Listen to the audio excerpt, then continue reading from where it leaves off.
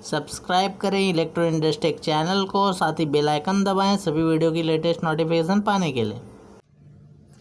नमस्कार दोस्तों, स्वागत है एक बार फिर से आप सबका हमारे चैनल पर। दोस्तों आज के इस वीडियो में हम रिवर्स फॉरवर्ड स्टार्टर के बारे में बात करने वाले हैं। आप सब जानते ही है रिवर्स फॉरवर्ड स्टार्टर कितना इंपॉर्टेंट होता है हर इंडस्ट्रीज़ के लिए। ठीक है दोस्तों, तो शुरू करते हैं। दोस्तों कोई भी स्टार्टर हो, चाहे स्टार्ट रिवर्स फॉरवर्ड हो, स्टार डेल्टा हो या फिर डीओल हो, आप सबको पता है इनमें दो तरह की वायरिंग्स होती हैं, एक तो पावर वायरिंग और दूसरी कंट्रोल वायरिंग। दोस्तों होता क्या है, हमारे मोटर को वर्क करने के लिए 3 फेज़ की ज़रूरत होती है। 3 फेज़ जिसे RYB सेक्शनल वाइज 3 पार्ट में डिवाइड किया गया है दोस्तों। पर इस वायरिंग को हम मोटर तक भेजने के लिए बीच में कुछ इक्विपमेंट लगाते हैं। उन इक्विपमेंट्स को अल्टरनेटिंगली ऑन होने के लिए कुछ कंट्रोल वायर्स डालनी पड़ती हैं, कंट्रोल सप्लाई दी जाती है, उसी को हम कंट्रोल वायरिंग के नाम से जानते हैं। तो दोस्तों इस वीडियो में हम रिवर्स फॉरवर्ड स्टार्टर के पावर और कंट्रोल वायरिंग को पूरी तरह समझेंगे और साथ ही पावर वायरिंग के बारे में भी जानकारी लेंगे। दोस्तों पावर वायरिंग तो इसकी बहुत ही आसान होती है। आप लोगों के लिए मैंने पहले से यह डायग्राम बना रखा है जिससे कि आपको अच्छी तरह मैं इसके बारे में समझा पाऊँ। दोस्तों आप चाहें तो इसका स्क्रीनशॉट भी ले सकते हैं, ये भी आपके लिए बहुत इंपॉर्टेंट हो जाएगा। आपको कहीं भी कभी भी अगर ज़रूरत पड़े तो आप इसके माध्यम से चीज़ों को अच्छी तरह समझ सकते हैं। मैं तो आपको बोलूँगा आप दिन में एक आध बार इसे देखेंगे और अपने से ड्रॉ करने की कोशिश करेंगे। अगर आपको मौका मिलता है तो आप खुद से वायरिंग करने का ट्राई कीजिए, जिससे कि आप बहुत ही जल्द रिवर्स फॉरवर्ड स्टार्टर पूरी तरह बनाना सीख जाएंगे। और अगर आपने एक स्टार्टर बनाना सीख लिया तो आपको अदर स्टार्टर्स बनाने में भी कोई प्रॉब्लम नहीं होगी। दोस्तों देखिए यहाँ से RYB हमारी 3 वायर्स आ रही हैं। यहाँ पे हमारा कॉन्टेक्टर लगा हुआ है। यहाँ से होता क्या है दोस्तों, हमारे R फेज़, Y फेज़ और B फेज़ तीनों की वायर्स हमारे इस कॉन्टेक्टर के इनपुट में आती हैं। उसके बाद इस कॉन्टेक्टर को ऑन करने के लिए हमारी कंट्रोल वायरिंग वर्क में लाई जाती है। जब ये ऑन हो जाता है तो इसके आउटपुट से हमारी सप्लाई निकल कर ओवरलोड रिले से होते हुए मोटर तक आ जाती है। जब हमारी ये 3 फेज़ पावर सप्लाई मोटर में आ जाती है तो हमारी मोटर रन करने लगती है। ठीक है दोस्तों, इससे हमारी मोटर एक कंडीशन में घूमेगी। सपोज हम समझ लेते हैं हमारी यहाँ से पावर सप्लाई आई, हमने स्टार की एक स्विच ऑन की। स्टार्ट की स्विच ऑन करते ही हमारा ये कॉन्टेक्टर होल्ड हो गया, हमारी पावर सप्लाई यहाँ आई और हमारी मोटर क्लॉकवाइज वर्क करने लगी। ठीक है, अब ये सेकंड कॉन्टेक्टर जो होता है ये मोटर को रिवर्स मोड में घुमाने के लिए, अगर फर्स्ट कॉन्टेक्टर से हमारी मोटर क्लॉकवाइज घूम रही है तो सेकंड कॉन्टेक्टर से हमारी मोटर एंटी क्लॉक घूमेगी। अब एंटी क्लॉक ये घूमेगी कैसे, मोटर का डायरेक्शन उल्टा होगा कैसे, उस चीज़ के लिए आप देखिए। जैसे यहाँ से हमारी RYB ये वायर सीधी हमारे मोटर तक जा रही हैं, RYB। ठीक है, RYB जिस कंडीशन में कॉन्टेक्टर के इनपुट में आई उसी कंडीशन में ये मोटर तक चली गई। अब यहाँ से होता क्या है, ये हमारी RYB सेकेंड कॉन्टेक्टर के 3 पोल्स में RYB तो गई है, लेकिन उसके बाद आउटपुट की निकलने वाली R फेज़ आप देख पा रहे हैं ये इसके B फेज़ को आ गई है और Y फेज़ सेंटर की वायर को ही, Y फेज़ को ही अटैच है और B फेज़ R को चली गई है। मतलब 2 फेज़ बदल दिए गए हैं, R फेज़ को B में जोड़ दिया गया है और B फेज़ को R में जोड़ दिया गया है।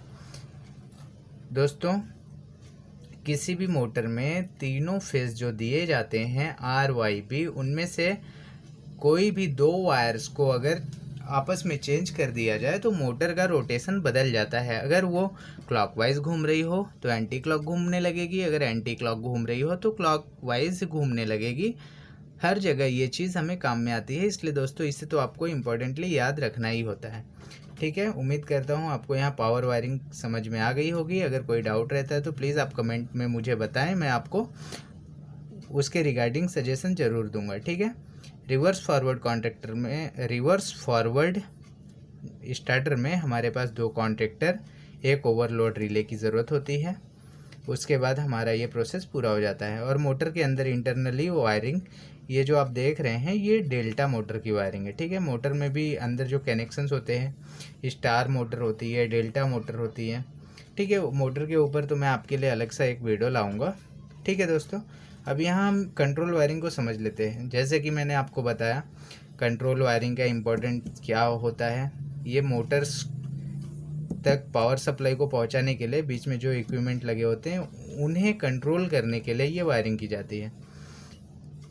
तो दोस्तों इसमें हम इस वायरिंग के सिस्टम को समझेंगे। जैसे हम यहाँ से RYB तीनों सप्लाइयों में से किसी भी एक सप्लाई को नीचे ड्रॉप कर देते हैं। उसके बाद उसमें कंट्रोल ऑफ करने के और ऑन करने के लिए एक MCB लगा देते हैं सिंगल पोल की। हमने यहाँ से सपोज B फेज सप्लाई लाई, यहाँ MCB लगा दी, ठीक है। अब उसके बाद हम इसे और नीचे लेके आते हैं और एक ओवरलोड रिले का एक NC कॉन्टेक्ट यूज़ में ले लेते हैं। आप रिले के नीचे देखेंगे तो 94, 5, 6 नंबर्स के ऐसे 3 नंबर्स होते हैं जिनमें लिखा हुआ होता है अच्छी तरह से। रिले के नीचे आप देख पाएंगे उसमें NO और NC ठीक से लिखा हुआ भी दिखाई दे देता है। आपके पास मल्टीमीटर भी होगा, आप कई बार चेक कर सकते हैं। 96, 95 नंबर के जनरली वायर NC होते हैं, तो आप उसमें एक वायर लाके MCB से डायरेक्टली अटैच कर देते हैं, ठीक है। उसके बाद सपोज़ आपने 95 में लाया तो 96 से एक दूसरी वायर उठा लेते हैं जो कि आप रिवर्स कॉन्ट्रैक्टर के NC को लगा देते हैं, ठीक है। रिवर्स कॉन्ट्रैक्टर के NC। उसके बाद आपकी वो वायर सीधे चली जाती है स्टार्ट पुश बटन को और फिर वो कॉन्ट्रैक्टर को आ जाती है।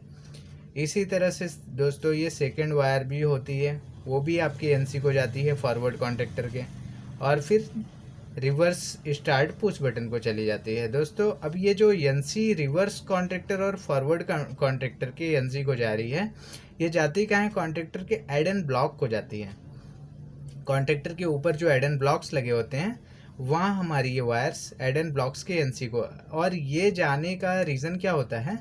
इसके जो मैकेनिज़म्स होते हैं, मतलब दोनों कॉन्ट्रैक्टर एक बार में होल्ड ना हो जाएं, इसी की वजह से हमारे फॉरवर्ड के कॉन्ट्रैक्टर के ऐड एंड ब्लॉक को रिवर्स की NC जाती है और रिवर्स के लिए फॉरवर्ड की।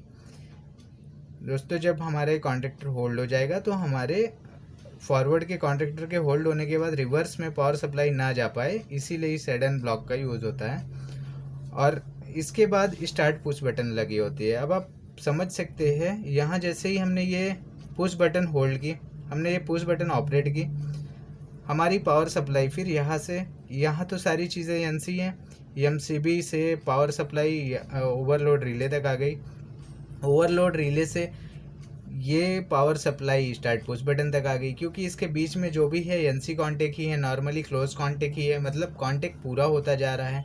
स्टार्ट तक पावर सप्लाई आ गई, कॉन्टेक्ट पूरा होने की वजह से यहाँ पुश बटन ऑपरेट करते ही ये पावर सप्लाई यहाँ से यहाँ आ गई और सीधे ये कॉन्ट्रैक्टर को आ गई, फॉरवर्ड के कॉन्ट्रैक्टर को, तो हमारी मोटर फॉरवर्ड मोटर वर्क करने लगी। इसी तरह से यहाँ से ये power supply NC power supply जो फॉरवर्ड के NC से होती हुई रिवर्स के लिए जा रही है, पुश बटन ऑपरेट करते ही इसका भी सिस्टम पूरा होता है और रिवर्स कॉन्ट्रैक्टर को होल्ड कर देता है। तो दोस्तों ये सिंपल सा कंट्रोल वायरिंग, मैंने एक्चुअली इसे और भी ज़्यादा क्रिटिकल तरीके से भी दिखाया जाता है कई जगह, उसके ऊपर सिस्टम कैसे कैसे हमने ऐड किए हैं उस पर डिपेंड करता है। हमने बीच में इमरजेंसी भी डालनी है, हमें स्टॉप बटन भी डालनी है, तो फिर ये कंट्रोल डायग्राम चेंज हो जाएगा, थोड़ा क्रिटिकल हो जाएगा। लेकिन मैंने इसे बहुत इजी वे में बनाया है आप लोगों के लिए, ताकि आपको ज़्यादा समझने में दिक्कत ना हो। कंट्रोल वायरिंग में सबसे इम्पोर्टेंट होता है दोस्तों, सबसे पहले आपको NO और NC समझना। अगर आपने NO और NC समझ लिया है तो मैं समझता हूँ आपने ऑलमोस्ट कंट्रोल को समझ लिया है। क्योंकि बहुत सारे लोगों का यही डाउट होता है, NC क्या होता है, NO क्या होता है, NO कहाँ यूज़ में आता है, NC कहाँ यूज़ में आता है। हमें जब तक ये क्लियर नहीं होता है NC मतलब नॉर्मल क्लोज कॉन्टेक्ट, NO मतलब नॉर्मल ओपन कॉन्टेक्ट, तब तक हम इलेक्ट्रिकल में बहुत ज़्यादा कंफ्यूज होते हैं। इसलिए सबसे पहले आपको यही समझना होगा, आप इस वायरिंग डायग्राम को अपने पास स्क्रीनशॉट ले करके रख लें और आपको अगर मौका मिले तो आप इस हिसाब से वायरिंग करने का ट्राई करें।